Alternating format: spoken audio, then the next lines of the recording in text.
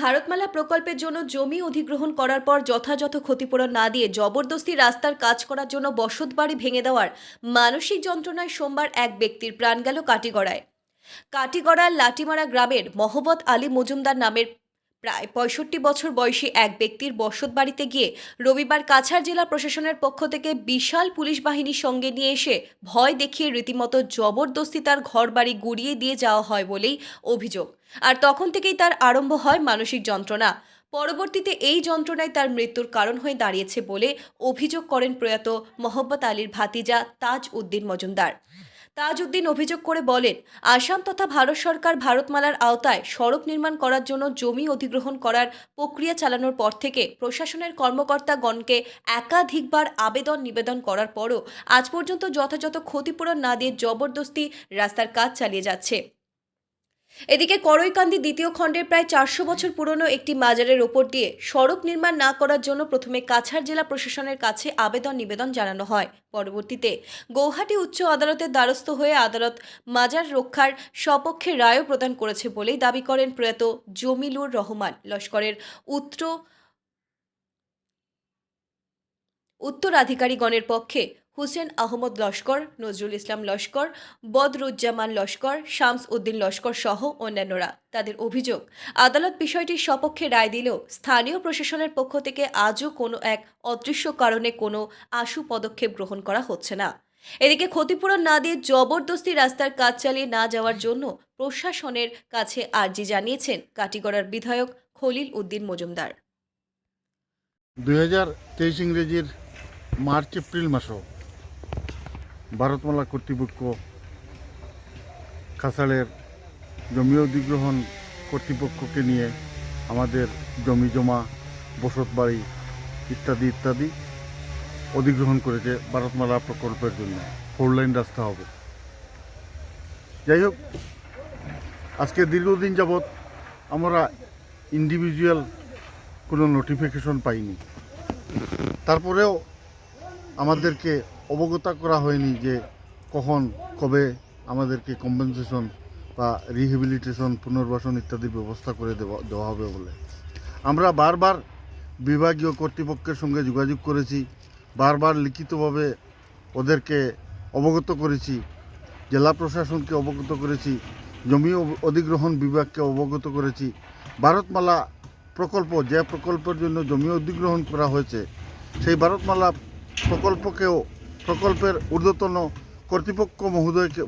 কর্তৃপক্ষদ্বয়কেও অবগত করার পরেও আমরা আজ অবধি আমাদের উপযুক্ত ক্ষতিপূরণ, কম্পেনসেশন ইত্যাদি পাইনি। তদুপরিও অসম সরকারের মাননীয় মন্ত্রী অতুল বরা মহাশয় কাছাড়ের জেলা প্রশাসনে উনি একটি চিঠি দিয়েছিলেন যে আমাদেরকে ক্ষতিপূরণগুলো, উপযুক্ত ক্ষতিপূরণগুলো তাড়াতাড়ি দেওয়া হোক বলে। করিমগঞ্জের সম্মানিত সাংসদ কৃপানাথ মালা মহাশয়ও কাছাড়ের জেলা প্রশাসনকে চিঠি দিয়েছিলেন, লিখিতভাবে জানিয়েছিলেন যে আমাদেরকে ক্ষতিপূরণ দেওয়া হোক, আমাদের ক্ষতিপূরণ যথাযথ সময়ে দেওয়ার জন্য। কিন্তু জেলা প্রশাসনের গাফিলতির কারণে, কাছাড়ের ভূমি অধিগ্রহণ বিভাগের গাফিলতির কারণে আজ অবধি আমরা উপযুক্ত ক্ষতিপূরণ পাইনি আমাদের ক্ষেতের মাটির বা বসত বাড়ির বিটার ইত্যাদি ইত্যাদি।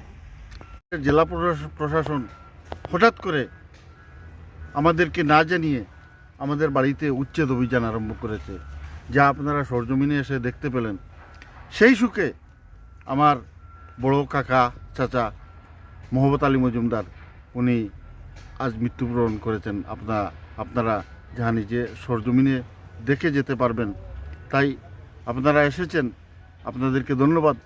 এবং আসামের মুখ্যমন্ত্রী সহ ভারতবর্ষের আমাদের মাননীয় প্রধানমন্ত্রী নরেন্দ্র মোদীজির কাছেও আবেদন যে আমাদেরকে উচ্ছেদ করার আগে আমাদের ক্ষতিপূরণগুলা, আমাদের প্রকৃত পাওনাগুলা মিটিয়ে দেওয়ার জন্য আমি অনুরোধ করছি। ধন্যবাদ আপনাদের। কোন সময় গেছেন?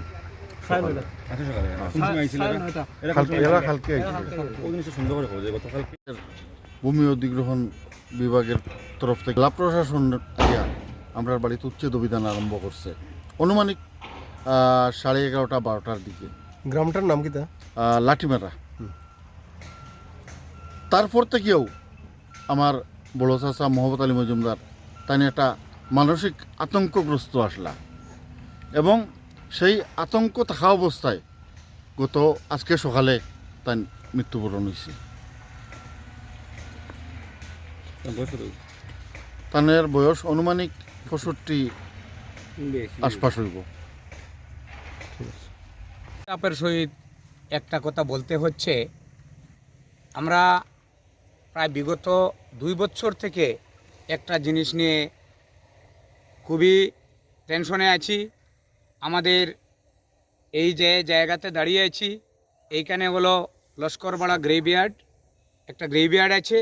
যে গ্রেভিয়ার্ডের দরুন আমাদের বিগত এই পূর্বতন বর্তমানে যে ডিসি স্যার আছেন, উনার আগের যে ডিসি রোহন কুমার ঝা মহাশয় ছিলেন, উনি 2 বার করে এই গ্রেভিয়ার্ডের ব্যাপারে উনি দায়িত্ব নিয়ে আমাদেরকে সম্মান করেছেন।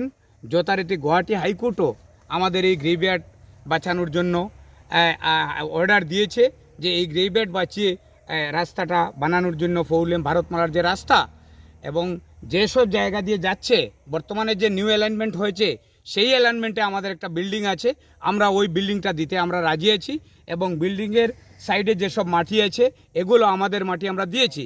কিন্তু কোন অদৃশ্য কারণবশত অদ্যাবধি আমাদের এই সাইডের কাজটা কেন করা হচ্ছে না?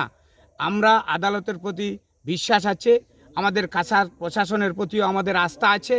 আমার বিশ্বাস যে বর্তমান যিনি নতুন ডেপুটি কমিশনার এসেছেন, উনি আমাদের ব্যাপারটা দেখে ফিল্ড ভেরিফিকেশন করে উনি ওই জায়গাতে এসে দেখে আমাদেরকে একটা বিচার দেবেন। আমাদের হাইকোর্টের যে রায় আমরা পেয়েছি, গ্রেভিয়ার্ড বাঁচিয়ে যে রায় দিয়েছে মহামান্য উচ্চ আদালত, সেটার প্রতি আমাদের বিশ্বাস আছে। এবং আরেকটা কথা বলতে হচ্ছে, যে ছেলেটি এই যে অ্যালাইনমেন্ট, পুরানো যে অ্যালাইনমেন্ট কথা বলা হচ্ছে, যেটা NHADCL ভালো করে জানে, ওদের টেকনিকে আছে যে কিভাবে রাস্তা বানানো হবে। ওনারা বলেছেন যে এই দিকে কোনো স্ট্রাকচার নেই এবং ওই দিকে কোনো জিরাতও নেই, জিরাতও দিতে হবে না সরকারের। আমরা সরকারের টাকা, আমরাই তো সরকারের টাকা বাঁচানোর জন্য আমরাও তো প্রচেষ্টায় আছি। এবং একটা ছেলে বদমাশ দালাল এই জায়গার, কিছুদিন আগে যে পাটওয়ারি জেল কেটেছিল শাহাদত হোসেন, ওই শাহাদত হোসেনের এই একটা দালাল ছিল। সে এই আমাদের কবরিস্তানের পূর্ব দিকে একটা পিশারি আছে, সেই পিশারি খনন করেছে এবং কিছু সংখ্যক ঘর বানিয়েছে নতুনভাবে সরকারকে ঠকানোর জন্য। সেই সব ঘর এই নতুন অ্যালাইনমেন্টের জন্য ঘর ছেড়ে দেওয়ার জন্য এই প্রচেষ্টা বারবার পলিটিক্যাল পার্টিকে লাগিয়ে চেষ্টা করা হচ্ছে যে এই হাইকোর্টের অর্ডারটাকে পদদলিত করার জন্য। আমরা এটা কোনো প্রকারে মেনে নেব না। আমরা আমাদের যে এই 400 বছর আগের যে কবরস্থান, সেটা বাঁচানোর জন্য আমরা আন্দোলনের দিকে যেতে বাধ্য হব। আমাদের লস্করপাড়া গ্রেভিয়ার্ড সেটা বাঁচানোর জন্য আমরা এক বিন্দু রক্ত শরীরে থাকা পর্যন্ত আমরা এটা কোনো প্রকারে ছাড়ব না, যেহেতু হাইকোর্টও আমাদের পক্ষে আছে। এবং পূর্বতন যিনি জেলাধিপতি ছিলেন কাছাড়ের,